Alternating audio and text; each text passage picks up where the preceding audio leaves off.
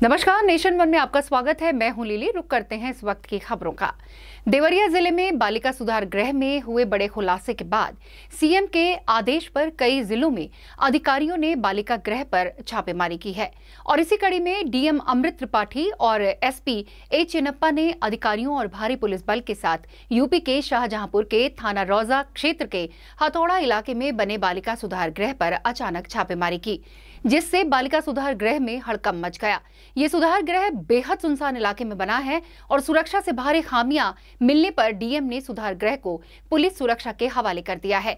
साथ ही जिलाधिकारी ने बालिका गृह के सभी दस्तावेज और सीसीटीवी फुटेज भी कब्जे में ले ली है।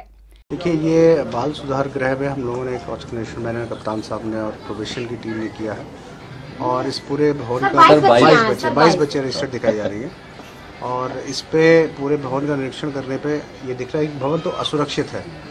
इसमें कई चीज़ें ऐसी इनको भी बताई गई हैं जो कि इनको ठीक करानी चाहिए। बच्चियों से बात की गई, ऐसे अभी कोई विशेष तथ्य बच्चियों ने नहीं बताए, लेकिन फिर भी इनकी डिटेल्ड बच्चियों से पूरी बात करने के लिए हमने टीम लगाई है। शाहजहांपुर से दीपक दीक्षित की रिपोर्ट। यूपी के संगम नगरी इलाहाबाद के परेड ग्राउंड पर करीब 50 फुट ऊंचाई पर लगा राष्ट्र ध्वज प्रशासन की लापरवाही का शिकार हो रहा है। ये ध्वज जब लगाया गया था तो शहर की शान था, लेकिन लगवाने के बाद इसकी देखरेख न करने की वजह से ये तिरंगा फट गया है, जिसके बाद ये फटा हुआ तिरंगा ऐसे ही लहरा रहा है। वहीं संगम आने वाले श्रद्धालुओं और शहर के बौद्धिक लोगों में तिरंगे के अपमान को लेकर सरकार से गहरी नाराजगी है। ग्राउंड पे राष्ट्रीय ध्वज में जिस तरीके से आप देख सकते हैं कि फटा हुआ है, ये अपने आप में हमारे देश के गौरव का बहुत बड़ा अपमान है।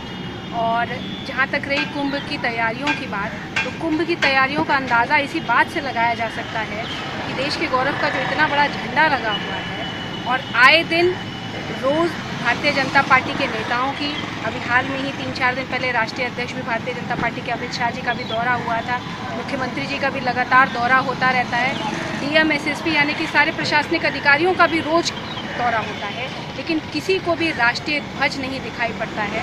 और अगर राष्ट्रीय ध्वज में कमी नहीं दिखाई पड़ रही है तो आप इसको इसी बात से समझ सकते हैं। इलाहाबाद से एलन सिंह की रिपोर्ट। ब्रेक के बाद एक बार फिर आपका स्वागत है। रुक करते हैं अगली खबर का। हाँ, मैं मांगलिक हूँ और मैं 30 साल की होने जा रही थी। Then I found Mangliks.com, शादी योग्य मांगलिक लड़के लड़कियों की एक अकेली जेन्युइन वेबसाइट। इसमें है 1 लाख से ज्यादा मांगलिक प्रोफाइल्स और रजिस्टर करना फ्री और एकदम आसान। अब अपना मांगलिक लाइफ पार्टनर सर्च करें, मैच करें और Mangliks.com पर पाएं अपना मनपसंद जीवन साथी।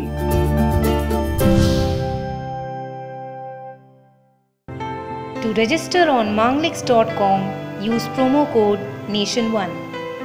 उधर उत्तर प्रदेश के फतेहपुर में एक शिक्षक ने अपना हिंसात्मक रूप दिखाकर एक शिक्षिका ने एक छात्र की बेरहमी से पिटाई कर दी, जिसके चलते छात्र के शरीर में काफी गंभीर चोटें आ गई हैं।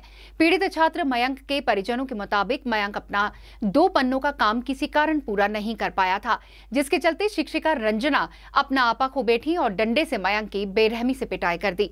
वहीं पीड़ित छात्र के पिता ने शिक्षिका के खिलाफ कार्रवाई की गुहार लगाई है। फिलहाल पुलिस ने मामले की जाँच शुरू कर दी है और साक्ष्यों के आधार पर कार्रवाई करने की बात कही है। मेरा बच्चा सुबह 6:30 बजे घर से निकला बस द्वारा।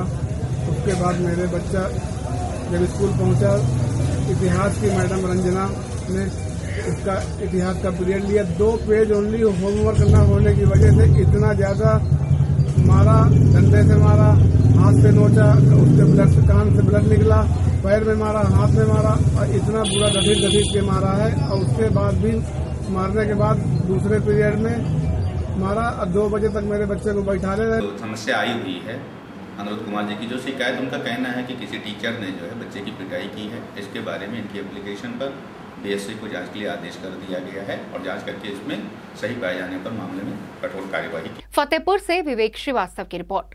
लगातार हो रही बारिश का कहर थमने का नाम नहीं ले रहा है।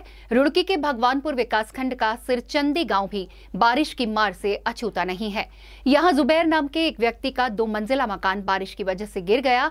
मकान के नीचे 2 बाइक, एक ट्रैक्टर और घर का कीमती सामान दब गया। गनीमत ये रही कि इसमें किसी की जान को कोई नुकसान नहीं हुआ, लेकिन मकान गिरने से 15 से 20 लाख रुपए का नुकसान जरूर हो गया।